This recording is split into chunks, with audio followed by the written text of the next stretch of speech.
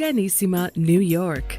Your exotic skin, hair, and beauty source, and your one-stop shop for all your natural and organic skin and hair care, featuring authentic organic Moroccan oil and prickly pear seed oil and much more. Bringing you only the best, straight from the source and proudly produced in the USA. So what are you waiting for? Shop today at www.organissima.com. Organissima, New York. Your beauty is our duty. Organissima, New York.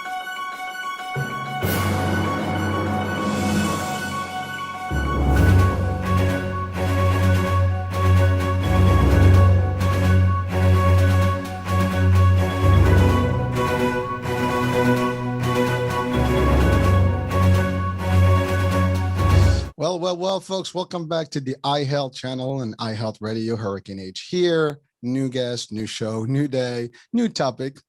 An interesting topic and dear to my heart for many reasons. I do have family members who have been afflicted with some chronic problems, one being diabetes, and we'll talk about that.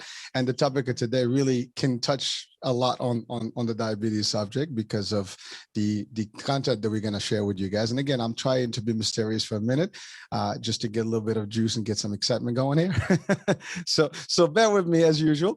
But so my guest today has a very diversified background, and she's a leader, a founder of a whole concept.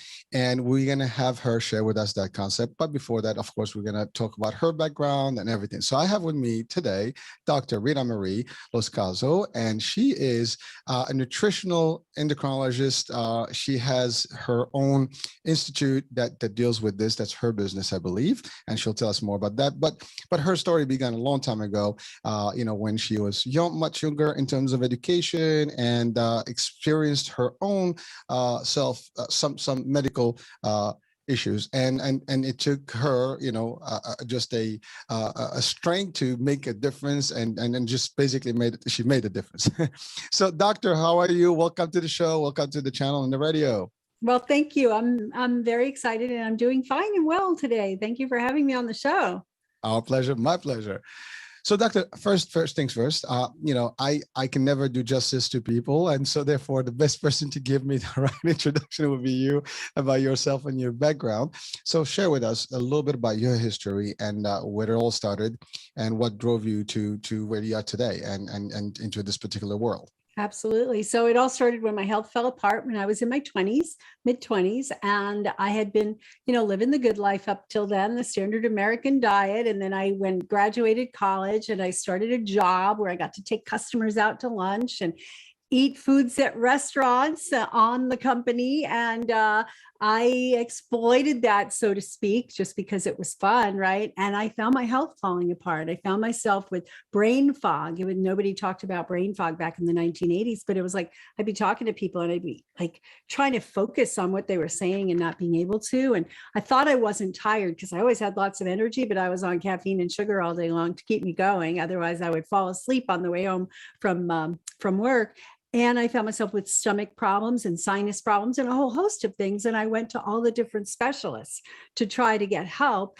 And I found myself with this big pile of medications, right? Steroids for the sinuses and Valium for my headaches, and what else? Ulcer medications for my stomach. And then they started doing procedures where they froze out the membranes, the turbinates in my nose, thinking that was going to help my sinuses. And it all just like kept piling up and nothing getting better. And finally, when I woke up, when my doctor, the gastroenterologist I had visited because of the stomach pain, he said, "Hey, the good news is the scopes came back. Everything's fine. You don't have an ulcer." I'm like, great. Now that's really good news, but why do I double over in pain every time I eat a meal? Because as well, we don't know. I said, so what do I do about it? He goes, well, just take ulcer medication, keep taking the ulcer, because he'd already prescribed ulcer medication. Mm-hmm. And I'm thinking, I'm 25, right? I'm on all these medications. 25-year-olds shouldn't be on all these medications. What is it going to be like when I'm 50 or 60 or 70? I'm going to be completely fallen apart. So I asked him a question that just popped in my head. Could it be my diet? Because I knew I had a pretty bad diet. And he was like, No, diet has nothing to do with it. And at that point, I said, well, diet may not have anything to do with my headaches or my sinuses or my brain fog, but I bet it has something to do with my stomach, because doesn't the food have to go through there? And he just said, oh, no, it doesn't have to. Just drink lots of milk and eat lots of dairy products to coat your stomach and take the ulcer medication. So that point, I was like, something's wrong with this picture. Something's wrong with this system. And I started looking for alternatives. And it was before the internet, before shows like this, and before podcasts. And I had to go to the library and, just start digging out books. And okay. And I finally, learned some things and changed my diet and changed my lifestyle. And I got better. I discovered fasting and cleansing and liver food. And I was like, wow, why is it so hard? And I had a background in computers, so I'm a problem solver. I'm figure it out. I'm like, okay, this has to be easier than what I went through to try to figure this out for me. So I quit my job and went back to school. And I got my degrees in chiropractic, acupuncture, herbal medicine, a system called HeartMath for the mind body, and whatever else I could get my hands on, I was learning, right? And so that was 30 some years ago. And now I'm online and I'm helping tens of thousands, if not hundreds of thousands of people take charge of their own health, right? And empowering them through knowing how to take care of their health so that they either don't get those kinds of problems or they learn how to reverse those problems. Wow. that's a very, very abbreviated, very abbreviated history in a very concise way. So, but it's a lot of stuff. I mean, well, first of all, I want to say this, and I am always impressed that I've heard similar stories where people get stuck and they can't figure out the solution. And the best way they do, and the main thing that they do that makes a difference, is they go and do the research. And not only to do the research, you took it the other step. I mean, you went back to school to learn more and be an expert in the matter. And I think that is just, tremendous, because sometimes you went to doctors, various doctors, different medicines, different treatments, different, diagnosis, prognosis, all this, but you were not satisfied and you did not get the results you wanted. And you, to your point, you said it, 25. I mean, if this is today, how is it going to be in the future? And yeah, I mean, if you were on medication for all these years, I mean, they do have side effects, and no offense to medications. I mean, we want them, they're good, they help, but if it's continuous, there's always some it gives you one thing, it may take something else, right? There's always that. So it's a risk, but you looked at it from a different angle. And even when you asked the question to the gastro doctor and you asked about, is it food?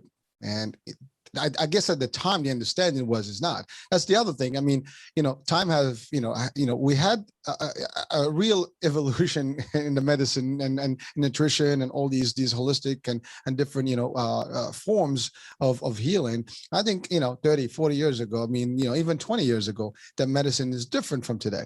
And the concepts are different. I'm discovering concepts, throughout the shows, almost on a regular basis now that I wasn't even familiar with, or at least I wasn't exposed to, right? We all know modern medicine, Western medicine, and we know a little bit about Eastern medicine and, ancient medicine, holistic stuff, but we don't know the details about it. And you took it to the next level. And it's funny, you made the analogy, well, not the analogy, the reality that you went to the libraries, and maybe people listening to the shows like, what is a library? What is a library? It's funny, but that's where we were, going to get books and get resources. I mean, obviously before Google, before all the search engines, we didn't have that, Right. And but it was, you pick up a book and you read the book and you got to do your research. And I mean, obviously there are still libraries here. That's just a joke, being we live in the modern age of technology and the internet. But again, the world right now is accessible to all knowledge and information. And even to your point, you mentioned podcasts and shows and programs. Now this is bringing it to the people in their home while they're driving, whatever. You can listen to podcasts anywhere right now. Watch them online, YouTube, and all these platforms. So, but you took that, and then you also specialize in the types of services of medicinal services such as chiropractic, acupuncture. These are holistic, type of approaches, more of the traditional, type of treatments or forms of treatment, and then you added the nutrition piece to it, right? In the beginning of the show, I mentioned, about endocrinology, and we laughed, you and I, earlier about that word because it's a little bit of a trickier word. Tongue tie. I think I did okay. Did well. Thank you. But we talked about that. But then you took that concept and you really took the nutritional piece into it. Then Yes. you founded your own institute to talk about this, and you just said yourself that you help hundreds of thousands of people on a regular basis to find their balance. You even treated things, use different concepts such as you said it, like fasting. Today we hear about intermittent fasting, and there's a whole a wave of fasting, diets and forms that is available to people, and a lot of people are following these things. Yeah. So before we get into the nutritional and the diet piece of it, if you don't mind, doctor, if you want to just share with us a little bit about the concept of the endocrine, health, which is basically, what I kind of referred to earlier. I just mentioned diabetes as one because that comes from the same concept. If you want to just give us a little bit of an expenditure on that, in terms of like the different types of problems that can happen from this particular concept, and the glands and all the stuff that's impacted. Yeah. So here's the thing. Nutritional endocrinology. Endocrinology is the study of hormones. And when people think about hormones, unfortunately, they go right to the bedroom and they say, oh, estrogen, progesterone, testosterone. They say hot flashes and mood swings and PMS and, erectile dysfunction. Those are all endocrinology kinds of things. And that's what people think about. But, there's hormones that control everything in the body. Endocrine system is actually the master controller. There's hormones that control all of the things I just mentioned, the reproductive function, the sex drive, but there's also all the hormones that control your metabolic rate. There's the hormones that control the uptake of glucose from the cells into the cells so that they can make energy. And that's where we're talking diabetes earlier. Mm-hmm. There's the hormones that control your stress response, your fear response from the adrenal glands, cortisol, adrenaline. There's other hormones that control the digestion. And there's actually, I know about 28 different hormones that control digestion. And people don't think about the digestive tract as an endocrine system. And it is. It has more hormones than almost anything else. There's hormones that control cardiac function, that control kidney function, that control immune system function, that control the brain and the immune system, and on and on and on. Right? So there's hormones that control all of it. And really what hormones are, these little messengers that gets secreted from one place and have a more wide-reaching effect. They travel through the bloodstream, they find their way to a target, and then they have an effect, whether it's, make the metabolism faster, make the metabolism slower, secrete some hormones or secrete some things that are going to help protect us, make the heart race faster so you can run away from a tiger, et cetera, et cetera. So that's what the endocrine system is. So endocrinology is the study of hormones, and nutritional endocrinology is how do you use nutrition to affect the hormones, to balance the hormones, and to make those hormones work right. When I say nutrition, I use that word a little loosely because I think about nutrition as everything that we put in and on the body.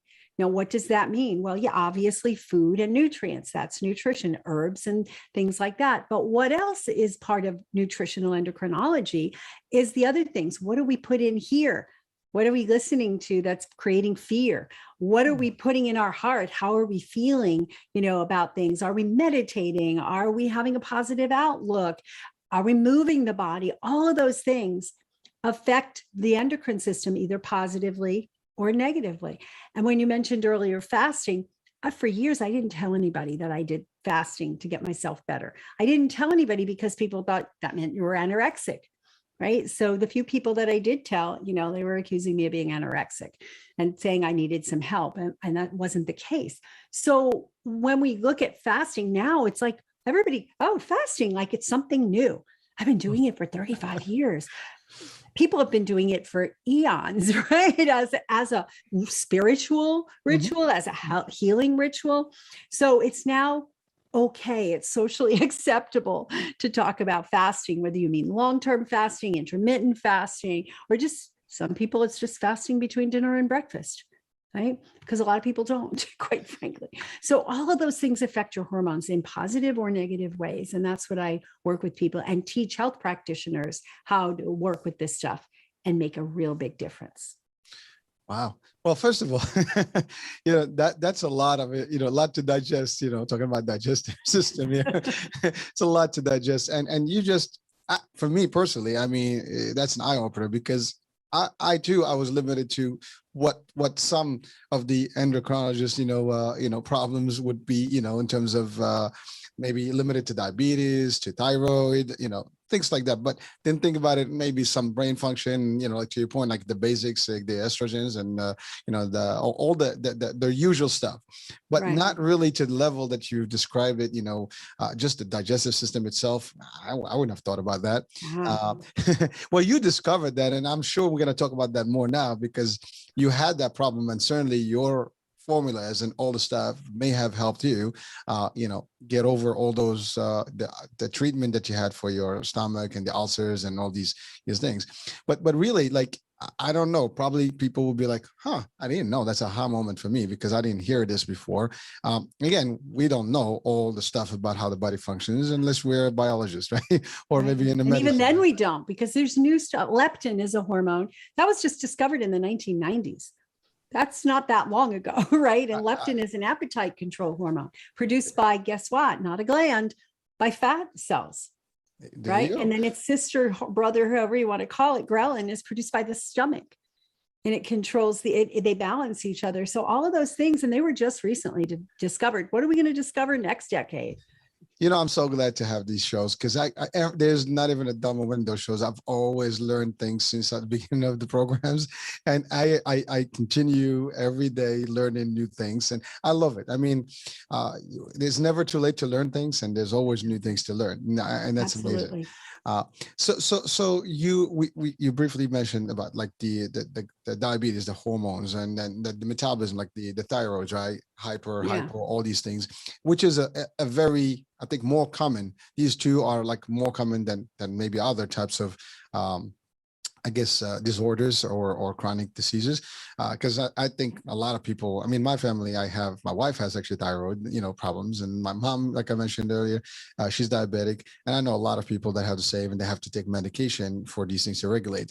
And again, there's other types of situations. And, I had a few shows about psychiatry and we've talked about the cortisols and the other things that potentially can be just as serious, and important at the same time.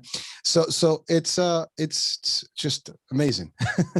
So your concept, so you went and you started this whole program, and is there an actual step-by-step guide to the program? Is it something that someone can become a member of? How does your program work? How do you help people today through the Institute?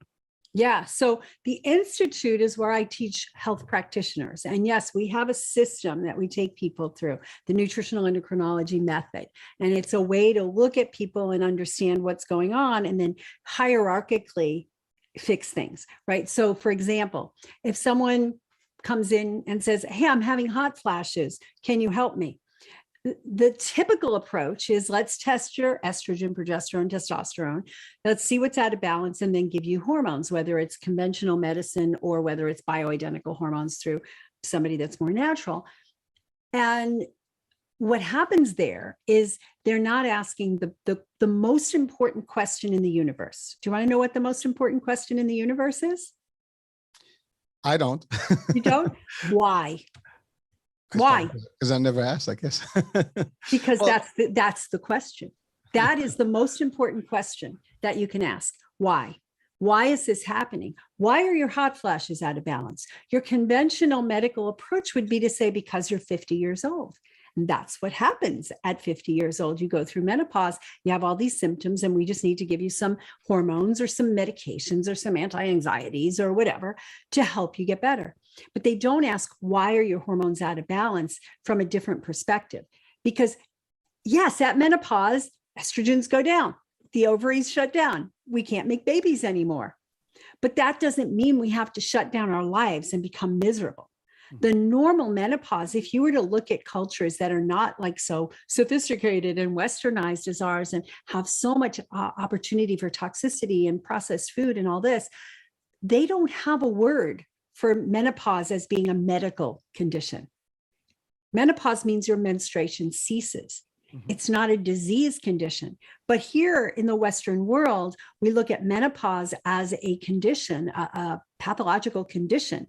And that's not the way it's supposed to be. When I tell people that I never had a single hot flash, that I didn't have anxiety when menopause started, that I didn't have sleepless nights, that the sheets didn't get wet and sweaty, they're like, huh? Isn't that normal? But no, it's not. It's abnormal. It's normal for somebody who's out of balance. So why do you have menopausal symptoms? Yeah, we all go through the menopause. Some people later than others. I have friends who are close to 60 and they haven't gone through menopause yet, right? I was around 50. That's more like the average. But we all go through it. But how we go through it makes a difference, and how well nourished we are and how our stress levels are, the environment and toxicity, all of that stuff plays in. So when I see somebody who has hot flashes, I'm asking why. I'm not satisfied with because you're 50. Like, what underlying things? And what I find is that there's a pyramid of body function that supports the next level and the next level. And at the base of that pyramid are two different things. Both of them we touched on: digestion and blood sugar. And if you don't have balanced digestion and blood sugar, your thyroid can't get balanced, your adrenals can't get balanced, your sex hormones can't get balanced, your kidneys can't get balanced, because you have to have proper nutrient absorption and assimilation, and you have to have proper energy metabolism in order for everything to work.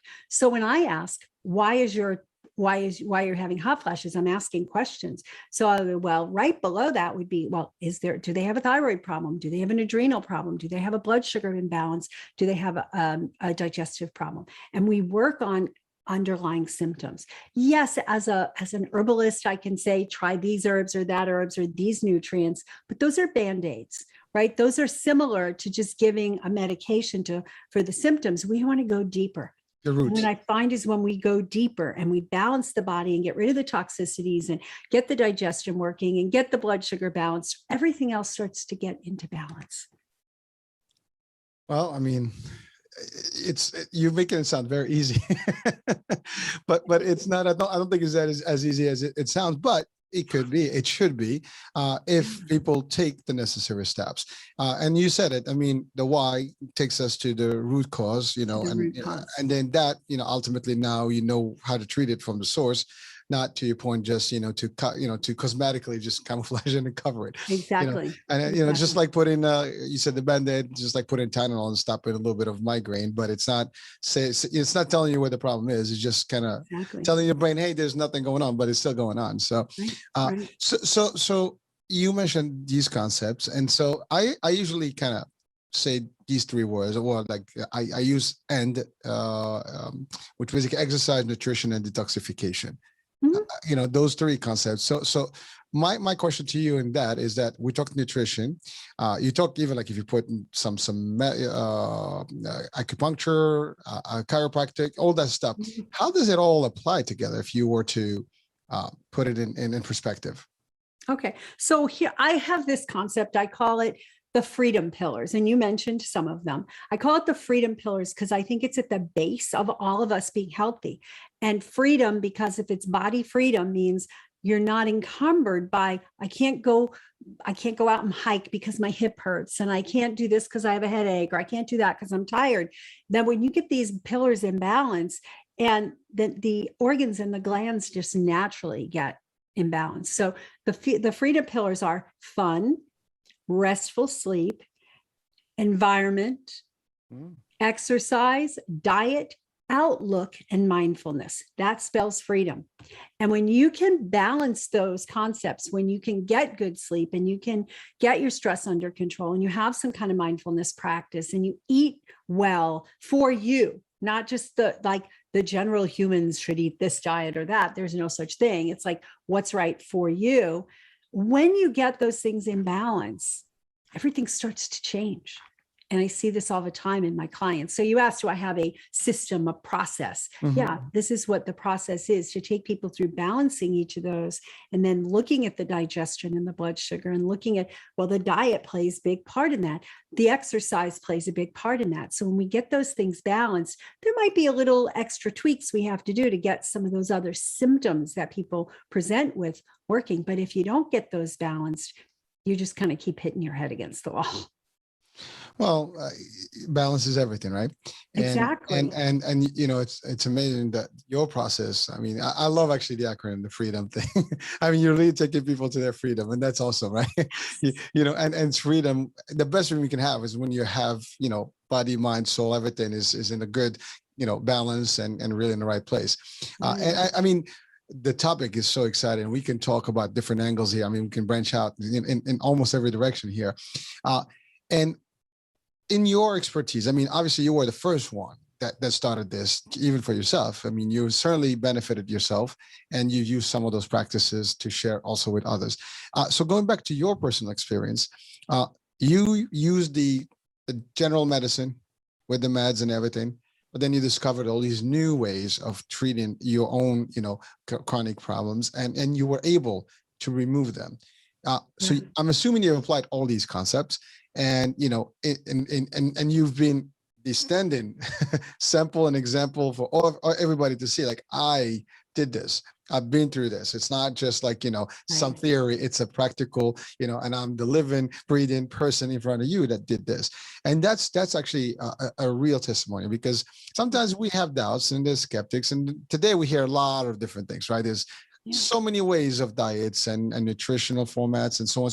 But frankly, all these things lead to the same thing. I mean, I think everybody's trying to get to that same point of freedom, the same kind of health, to the same, you know, outcome where we can live healthier, happier, and longer. And, you know, because at the end of the day, I mean, that's the other thing. We all live a certain time of, you know, life. I mean, life ends eventually, but the way you go through it and how long you can be in a viable, you know, and really alive mode and just kick it and happy and stuff, that's the difference. Because some people tend to keep that for a longer term. Some people tend to have early on issues and problems, and therefore their life becomes more difficult as they age. And that's actually really what it is. And you mentioned something earlier about menopause, for example, as an example. That's for the ladies more specifically, but even for the guys, there's similarities. There's similarities, yeah. Exactly. There's similarities where, you know, and the bodies change also, and your testosterone is not the same, and levels are not the same, and now you have differences in how you behave in whole life. Your reaction, your metabolism, you know, changes. You know, like a younger, you know, a guy like, you know, when I was 20 is different when I am today. Big difference, right? Today, you know, my metabolism is not burning as fast as it did before. And it's just, you know it, you feel it. But the nutrition part, you know, the activities, the way you apply things, the way you live makes a big difference.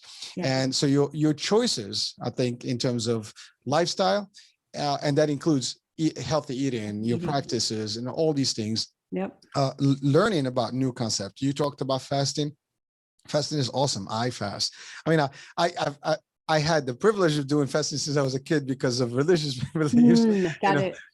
But certainly I've also learned, you know, the concept of fasting, not just because of that. I've seen the results of it, and it works. Because I'm used to doing 14, 15, up to 17 hours in one day, especially when we do the fasting, right? And in that time frame, you're literally in 1 month, you know, for us is 1 month's worth of fasting. You know, for just to clarify, not 30 days nonstop. We do eat, right? But during the time frame. But you do these intermittent fasts for a whole month. Yeah. Well, it's the religious aspect of religious, right? Yeah, it's Ramadan, and so we do from sunrise to sunset. But during that time, in the summer months, I mean, you're talking about 18 hours and more. I personally do almost 24 hours because I eat once. So I eat once, and then, you know, throughout the day, there's no water, and you still do your activities. So your body really kicks in. But then what I notice is that your liver function, everything gets much better because it has enough time to detox and just kind of shred everything that is not good for you. And you cannot, and you're picky at food then. You just cannot eat junk because you only eat the right stuff. You just want the best nutrients to have to keep you for the day. So you're not really like, you know, on a typical day, I can snack, you know, a donut here. I'm just don't quote quote me. I do this every day. But we all kind of crave things, right? You see something, you just kind of like, okay, I crave this. And a sugar rush, you get that, feeling like I want to have a sweet tooth. Let me have some chocolate, whatever. Sometimes we do that. Now, I don't eat a lot of junk food or like, I guess processed food. And I try to do meals home, and then, that's good. But we all do eat outside, for example, right? And those are some things that everybody does. I mean, we live in a culture that is a consumer culture. We go out and we love to enjoy, a nice meal, whatever. But you said it earlier, when you were still in your early on in the career and you were going to those dinners and lunches, it was on the company and stuff, and you had fun. I've been through that road. Trust me, I know exactly what Yeah. It's fun because, these dinners come in and you can choose and eat all you want and all this stuff.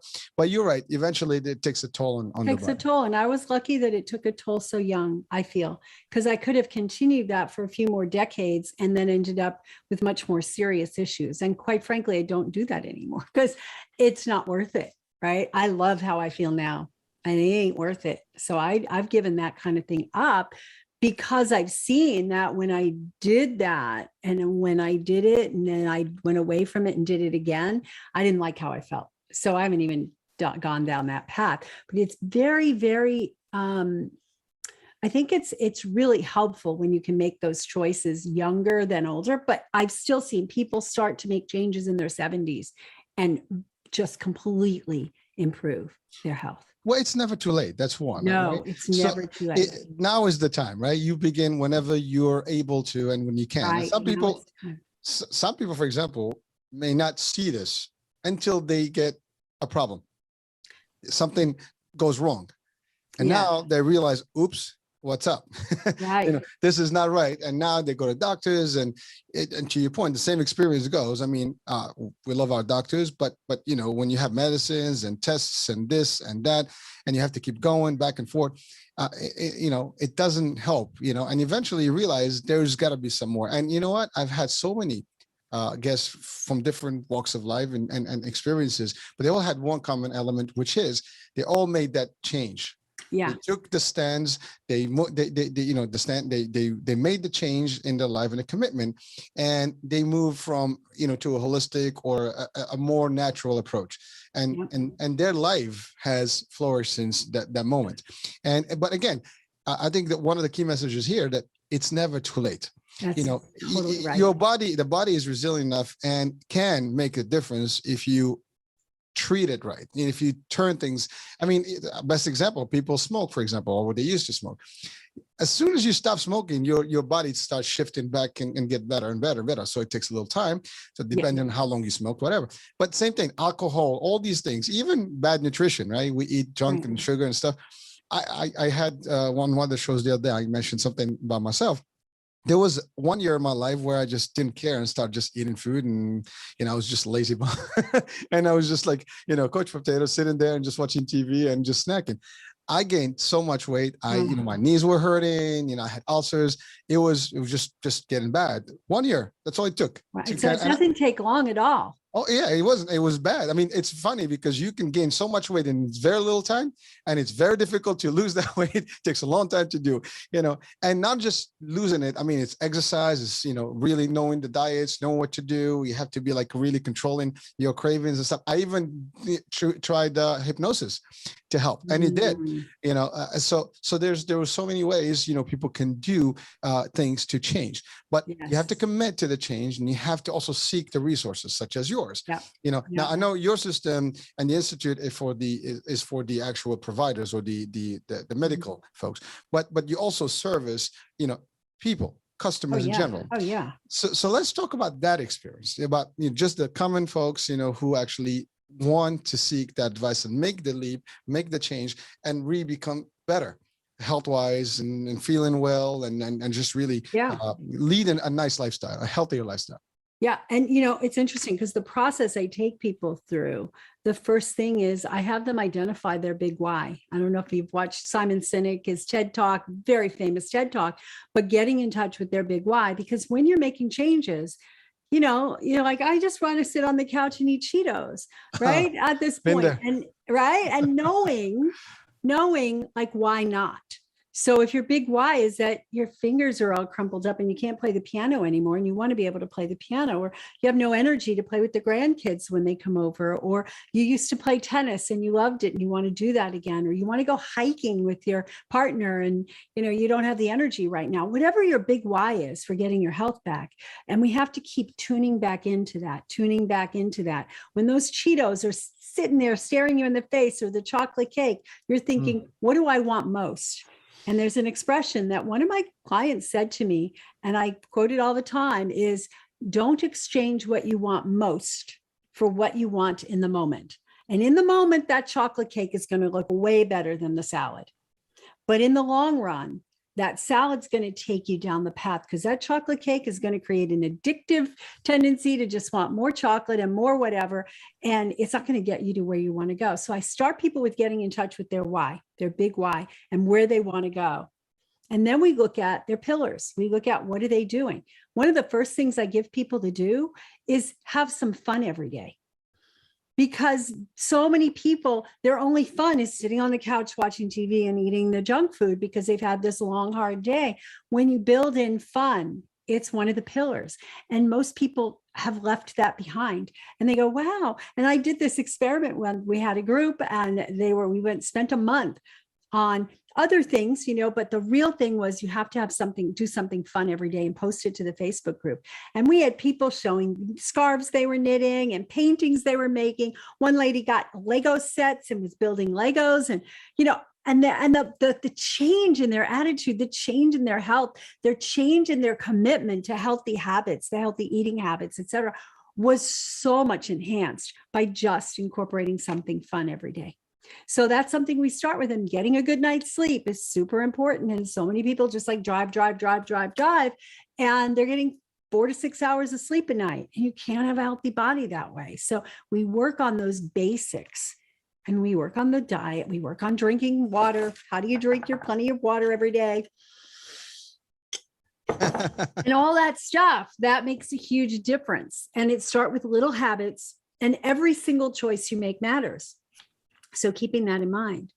Someone asked me on a podcast I was on last week, and they said, basically, where do you start? I'm like, okay, let's start small. Incorporate something green in every meal, whether it's some celery, some lettuce, some broccoli, some kale sauteed with onions and garlic, whatever it is, but incorporate everything, something green every meal, and then start to expand on that. And then it starts to crowd out the other food and provide the balance in those B vitamins and the balance in all the other minerals that make you feel like you don't want the junk anymore. Well, doctor, I mean, you've touched on quite a few other items here. I mean, again, eating healthy is one thing, but living the lifestyle, also the healthier lifestyle. Sleeping, for example, you mentioned, that's a big deal. And I think, unfortunately, we all caught up with life, and life happens, as I say, and but we don't know how to balance it. And I'm talking about quality of life, work versus personal life, work versus taking your own time off and things like that. I listen, I'm guilty too. I mean, there was a time in my career path, I was like, looking up to the top and wanting to get to my next level.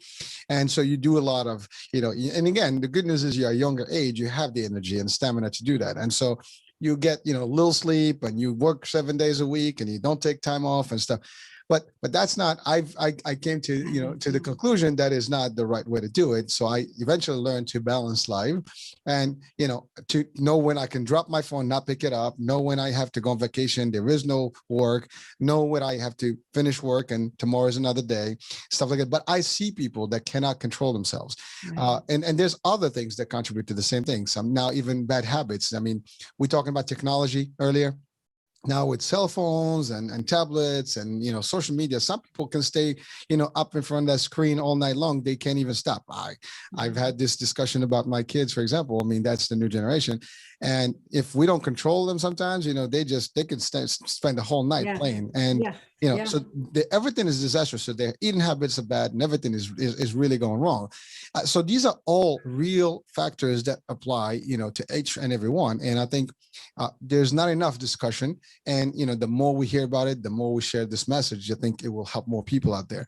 And so that's just, for example, the sleep. But you said, like, even nutrition, one little step, you said, one change, and all it takes, you can build anything you want with small little pieces, right? Like a puzzle starts with one piece, and then you can have a whole piece of art, right? Anything, a painting is just with a stroke, and then next thing you have a nice little, Van Gogh going, right? So it could be a lot of things, but that first start is the start is always hard. The journey begins with one step, right? You start the step, you make it work. So there's also, you said, about fun and activities and having a positive attitude. Surround sometimes, and this is more like in the mental state, but sometimes we surround ourselves with negativity and get really caught up in all that chunk stuff, and then that affects us, and then like the mood is down, and now we start eating just because we're not happy, and then it's just a bad deal. So all these are concepts, that add up. Yeah, they do. And that's the O, that surrounding yourself by negative people. The outlook. Do you have a positive outlook or a negative outlook? And if you're surrounding yourself by negative people, or you're listening to the news all the time, you're going to get like, and your outlook becomes of negativity and fear. And that's not conducive to health. It's not. Well, it's funny you said news. No news is good news, right? I know it means different things depending on how you look at it. But, I like that though. No news is good news. It's a twist to it. I mean, listen to news is depressing, right? I mean, it's always like somebody, like one time asked me a question, like, what's going on? It was like, it's just another day. People are, sick. People are killing each other. There's but trouble. People are loving each other too, and we're not reporting that on TV, right? And it's not balanced. There's people, there's babies being born. There's people loving on each other. There's people getting married. That doesn't make the front page news. It's the shootings and the fear-based things that make the news. And so if we just stop and think that's a blip, a little bit of what's really going on, and let's celebrate and live in gratitude. Doctor, it's funny, but you know how they say, right? If it bleeds, it leads, right? That's the motto, right? But you know what? I can give you, I do this myself. I stopped watching the news. I don't watch the news. I really don't. I actually, when I'm finished with my day, work and do my stuff, I just relax, maybe put a nice little fun movie or whatever, just to relax my mind, just get I like space movies. So it takes me like to a whole this sci-fi stuff. It just take me out of stuff. I also like driving, for example. I just drive. I can literally just drive for an hour just to relax, and that's it. Wow. So think it gives me relax and just comfy and just zone out, right? Listen to music. But everybody has different. There's so many ways we can help each other and help ourselves, in terms of the next step. And also, like, you have to the outlook, right? The positive mindset. Think of the stuff. To your point, we choose to see bad. We don't choose to see good. There's a lot of good around us, and that's the other thing. So that's just the big picture. But now going just to the topic of nutrition, there's the other element of nutrition, right? So there's good stuff and bad stuff, even in the healthy stuff, right? I mean, there's the question, like, well, what kind of food should I get? Is it the stuff that's sold in the marketplace? Or is it, I have to go to a farm? Do I have to grow my own stuff? I mean, is it organic? Is not organic? So we have those things. So in your opinion, and I know those are semantics, and some people can say, well, do I really want to do this right? I have to do it all this extreme, or are there ways to kind of ease yourself into it? And yes, maybe there is a spectrum that you can, utilize in there. So what is your recommendation when it comes to that? There is a spectrum. And a lot of times what gets us into trouble from a health perspective is that need to be perfect. So it's that all or nothing. So I have to do the best. If not, I'm just going to keep doing my Cheetos. Right. But what can we do to replace those Cheetos? Right. What kind of things? There's good, better, best. And this is something one of my favorite students she says, I just talk to my clients about good, better, best. Here's what you're doing now. Let's just go to good. And when you get good handle, let's go to better, and then we can go to best. You don't have to go right there. And maybe you never make it to best, but at least you're making improvements. So when we look at things, there's certain things I think everybody needs to avoid, right? The processed, sugary, hydrogenated oils and the chemicals and preservatives, we have found their neurotoxins they're affecting, right? But there's food. There's a real food, right? Real food doesn't have ingredients. It is an ingredient. So therefore, what do you have? Like, oh, these are things that I can make my meal out of, and they come from the ground, they come from trees, they're single ingredients, right? They're not packaged with, what does that say? If you can't pronounce it, don't put it in your body. Like, really, unless you really are just, English is your second language and you can't pronounce much of anything. If you can't pronounce cantaloupe, you can still eat it. Okay. But you know what I mean? But there's so many things in there that, like, what is this? I don't have this in my kitchen as an ingredient. Typically, if you're reading something that has ingredients, you want those ingredients to be something that you would probably find in your cupboard or in your refrigerator if you were making it from scratch. Because yeah, we're busy. We don't always make things from scratch. But real food, getting rid of the processed stuff, the stuff you can't pronounce, the stuff with preservatives. Can you do organic? You can't do everything organic. It just is impossible to find, and you'd be limited to a lot less variety. And the budget, so you have to go with your budget, and you can choose to get as much organic as you can, but start with getting the processed garbage out. The sugar, which is contributing to diabetes, to heart disease, to cancer, to liver problems, to gut microbiome problems, all that stuff. So we need to get those things out. And then looking at, I like to look for each person, what's the ideal for them? Some people have to avoid certain things because their body just doesn't digest it well. Okay, so we avoid those certain things, but you start with making those small changes, and those small changes turn to big changes. And I use Cheetos because one of my clients said to me years ago, after working with us for like 6 months, completely getting her health back and losing 60 pounds, feeling amazing, she said, "You ruined Cheetos for me." And I'm like, "Excuse me, what do you mean?" She goes, "I always knew they were bad for me. But I'd go with my friends and we'd be sitting there and we'd munch on the Cheetos." And she said, "When you started explaining to me the ingredients and what those ingredients were doing to my body," she said, "I just couldn't even deal with it anymore. It was an easy no." It's amazing you're talking about this. There's an acronym that I've used before. Well, it's common to use. It's called CRAP, as it sounds bad, Yes. but it's caffeinated, products and refined sugars and additives and processed food, right? Which is basically all the bad stuff for your health, or preservative rather. So these are all the things that you cannot possibly have in your body. But you're right. I mean, unfortunately, a lot of the stuff that's out there today, it's really just not as clean and as simple in its content. Right. I mean, to your point, the ingredients can be something you cannot pronounce, and I'm talking about it sounds more like a chemical than actually food. Right. And some of them are chemicals, especially with some of Propylene the glycol in your food. I mean, come on, that's antifreeze. well, yeah, exactly. So there's some of that, and I don't want to go into. We'll ruin people's appetite today, but certainly, there's more. I mean, it's funny. Today, I was, I went to one of the local supermarkets, and I was looking at this. So there's this chicken fillet, right? So they're all over the place now, and so now they have this sauce that they sell. So I just grabbed the thing to read the back. I looked at that thing. It was like a whole bunch of stuff in there. And the first one that hit my eyes was like corn syrup. I'm like, okay.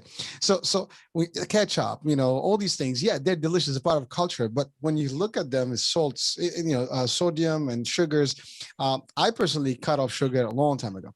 I don't use sugar at all. I mean, there's no such thing as sugar in my diet. I mean, I do take sweets every now and then, but for me, honey is my sugar, right? So I use honey, for example.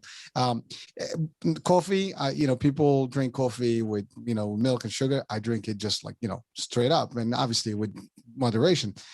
Tea, whatever. So no more sodas, for example. That's gone. I mean, about 10 years ago, I had a kidney stone, and that was not fun. So I'm like, okay, this is wake up call. You got to change your lifestyle, and it's funny on the show, I tell things about myself, because people sometimes like, what do you know? I've been there too. So I have, some, personal experiences that I know they're not fun, and I would not want them to be experienced by anybody else.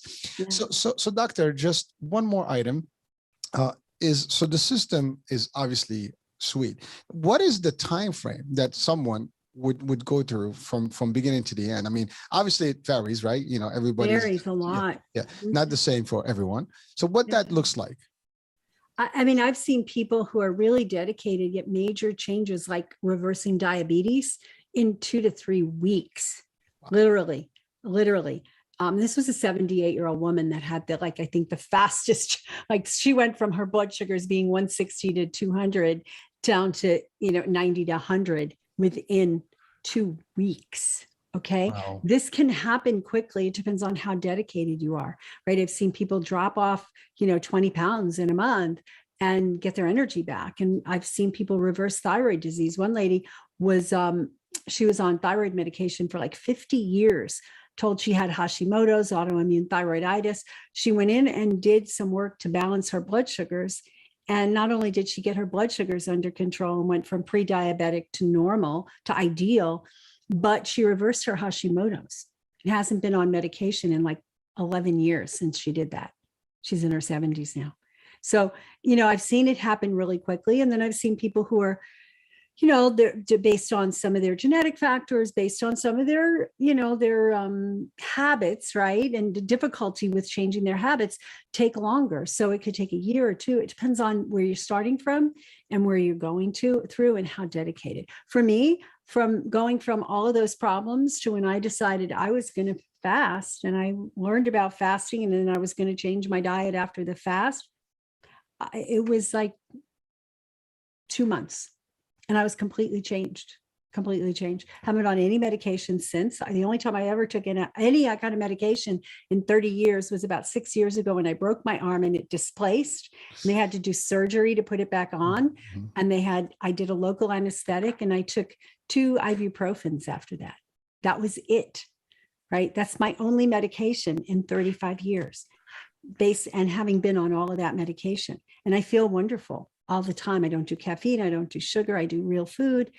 And I'm exercising, lifting weights, right? And that's my life in my 60s. So had I looked back when I was in my 20s going, how's it going to be when I'm in my 50s? Oh, I'll be running marathons and triathlons. And how's it going to be in my 60s? Oh, I started a whole institute and a new business. And what's it going to be like in my 70s? I don't know. I'm thinking about pole dancing. Who knows? I love it. That's good. That's great. Well, it's funny you said that, but I have, like I mentioned earlier, that I do work with the senior markets, and I have been into senior parties, and I've actually, we've sponsored a lot of events over the years with seniors, and I've seen some real healthy, active, in shape seniors that looked much, much younger than their age, and they were vibrant, they were energetic. I mean, they looked better than people in the 40s and the 50s.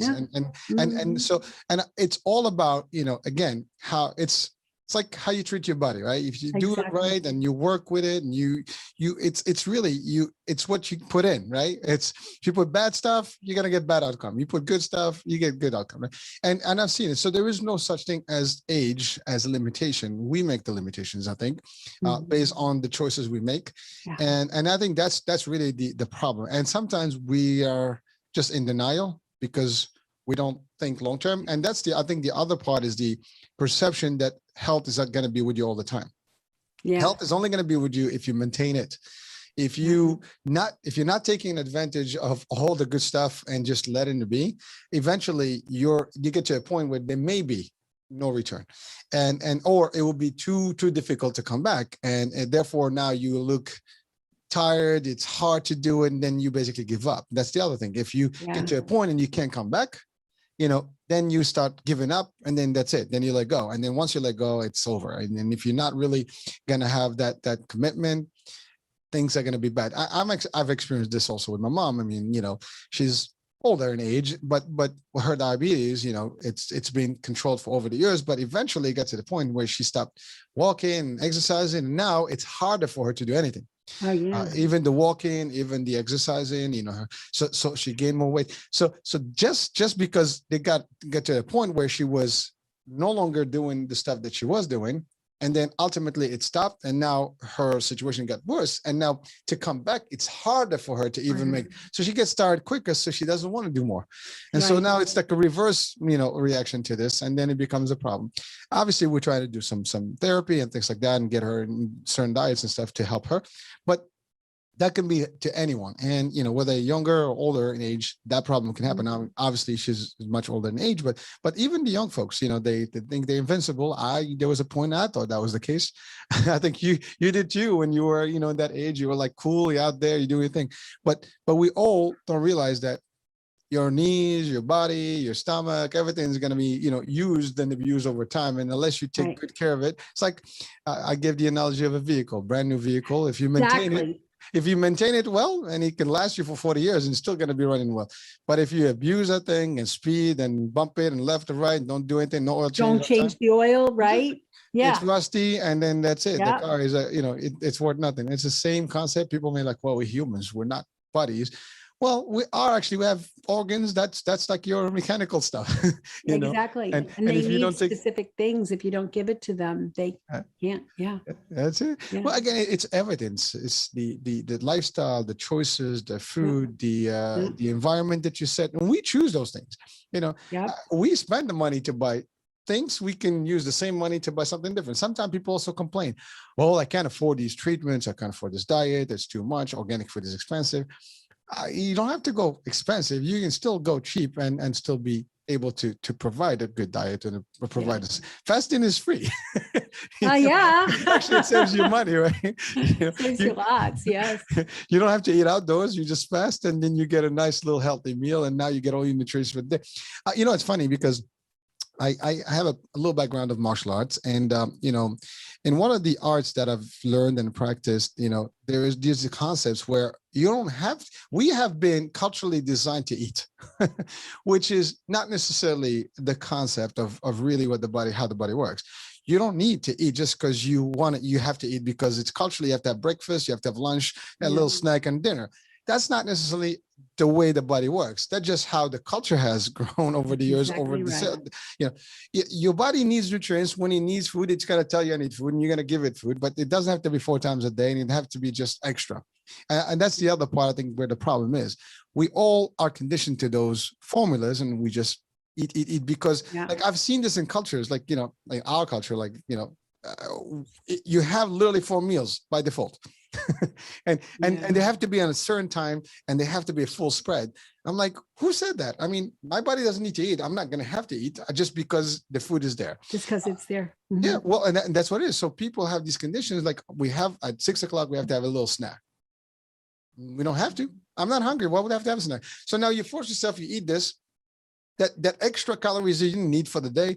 And now you're just like, what happened to this little pouch? It's just coming up. That come up. Exactly. Exactly. So these are problems that we can easily maneuver by just being aware of things, and we don't have to subscribe to a system just because it's there, and that's the thing. Like, what works for me, and that's for each one of us today, or you and I, and anyone listening to the show. Everybody's different, but you can make adjustments accordingly, and you will be able to get to see a change. Yeah. And you have seen this. I mean, you've helped thousands, hundreds of thousands of people, and the results are there. And to that, from this platform, please check out, the actual institute, and check out the website. It will be on the description. Find out, Dr. Ritamarie's, formulas and system, and see how you can help, how she can help you guys, and how you can help yourselves, get better. There's nothing wrong with that. We all owe it to ourselves and to our health. And, I always say health is wealth. If you have your health, you have everything. If you don't have your health, doesn't matter how much money you have. Yeah. You can buy some medicine, you can buy stuff, but it's not going to get you, the healthy activities in life, so we have to be aware of that. So, doctor, the people can reach out to you or to your team, and basically they can register to the program. How does that work? Yeah, so I would say, we do free webinars all the time. You can go to my website, drritamarie.com. You can go to my Facebook, where every week I do a free Facebook Live talk on a health topic. No charge, no nothing. You can learn a lot that way.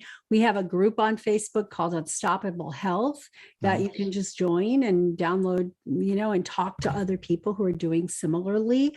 Yeah, that's the best way to do it. And then if you sign up for one of our free gifts, we'll get you on our mailing list and let you know when we're having our free webinars. So if we are running a course, like we do a sweet spot blood sugar balancing course, and then we have other courses, for the digestion and all that. And you'll just find out about that if you just get into our little circle and community.